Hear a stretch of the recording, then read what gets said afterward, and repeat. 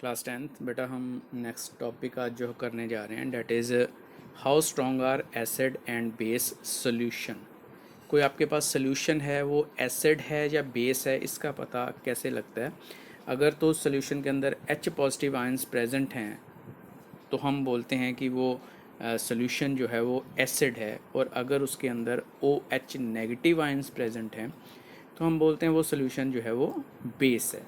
अब स्ट्रॉन्ग कितना है, अगर तो कंसंट्रेशन एस पॉजिटिव आयन की उसमें ज़्यादा है तो हम ये कह सकते हैं कि वो एसिड जो है वो स्ट्रॉन्ग एसिड है, और अगर उसके अंदर कंसंट्रेशन H पॉजिटिव आयंस की कम है तो हम कहेंगे कि वो वीक एसिड है। इसी तरह से बेस में भी होता है कि अगर OH नेगेटिव आयंस की कंसंट्रेशन कम है तो हम कहेंगे ये वीक बेस है, और अगर OH नेगेटिव आयन की कंसंट्रेशन बहुत ज़्यादा है तो हम कहते हैं कि ये स्ट्रॉन्ग बेस है। तो एसिड और बेस कितने स्ट्रॉन्ग है उसको कैलकुलेट करने के लिए हमारे पास एक स्केल होता है जिसको हम pH स्केल कहते हैं। पीएच स्केल जो है वो 14 डिविजन्स में बटा हुआ है, 0 से लेकर 14 तक उसकी वैल्यू आती है, और उसमें जो 7 है सेंटर पॉइंट वो हम यूज़ करते हैं न्यूट्रल के लिए। तो अगर तो आपका सोल्यूशन न्यूट्रल है, वो एसिड भी नहीं है वो बेस भी नहीं है, तो ऐसी सिचुएशन में उसकी जो पीएच वैल्यू होती है वो 7 होती है, और अगर पीएच वैल्यू जो है वो 0 से लेकर 7 तक है तो वो एसिड होगा, और अगर 7 से ऊपर 14 तक है तो हम उसको बेस बोलते हैं। इसी तरह से अगर वैल्यू 0, 1, 2 के आसपास आती है तो हम उसको स्ट्रॉन्ग एसिड बोलेंगे, अगर वो 6 आती है, 5 आती है तो हम उसको वीक एसिड बोलते हैं। इसी तरह बेस में भी होगा, अगर वैल्यू 7 से ऊपर 8 या 9 होगी तो हम उसको वीक बेस बोलेंगे, और अगर आपके पास 13, 14 वैल्यू आती है तो हम उसको स्ट्रॉन्ग बेस बोलते हैं। तो बेसिकली ये वैल्यू किस तरह से फाइंड करते हैं, हम मेज़र करते हैं इस प्रोसेस में कंसंट्रेशन किस चीज़ की, H पॉजिटिव आयंस की या फिर OH नेगेटिव आयंस की।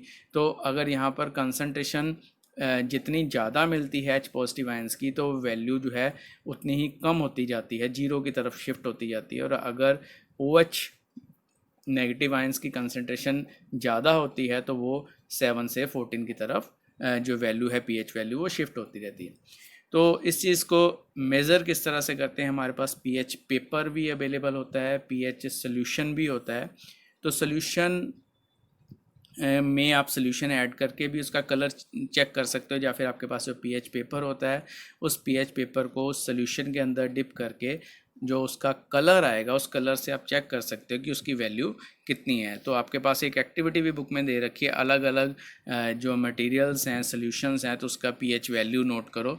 तो वो किस तरह से नोट करते हैं, तो आपके पास इस तरह से एक स्केल के ऊपर चेक कर सकते हो।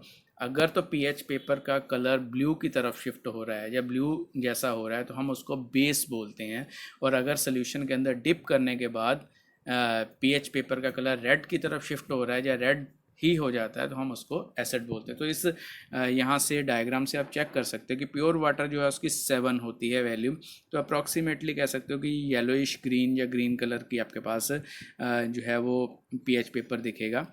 तो उसके बाद जब आगे की तरफ सोडियम हाइड्रोक्साइड जो कि एक स्ट्रॉन्ग बेस है तो उसका कलर जो है डार्क ब्लू या पर्पल जैसा हो जाता है। सिमिलरली यहाँ पर लेमन जूस का कलर दिया हुआ है, लेमन जूस का कलर जो है रेड ऑरेंज सा बन जाएगा थोड़ा सा। तो जैसे आप एसिड की तरफ चलते जाओगे कलर जो है वो रेड शिफ्ट होता जाएगा, और अगर आप बेस की तरफ जाओगे तो कलर जो है वो ब्लू शिफ्ट होता जाएगा। तो इस तरह से आप पता लगा सकते हो कि उसकी वैल्यू कितनी है, एसिड कौन सा है, स्ट्रॉन्ग है या बेस है। तो कंसंट्रेशन से आप इस चीज़ का पता लगाओगे। इतना काम आज आपने करना है। उसके बाद हम कुछ करेंगे कि importance of pH in our daily life या एवरीडे लाइफ में हम पीएच वैल्यू को किस तरह से यूज़ करते हैं, ये अपनी नेक्स्ट क्लास में करेंगे।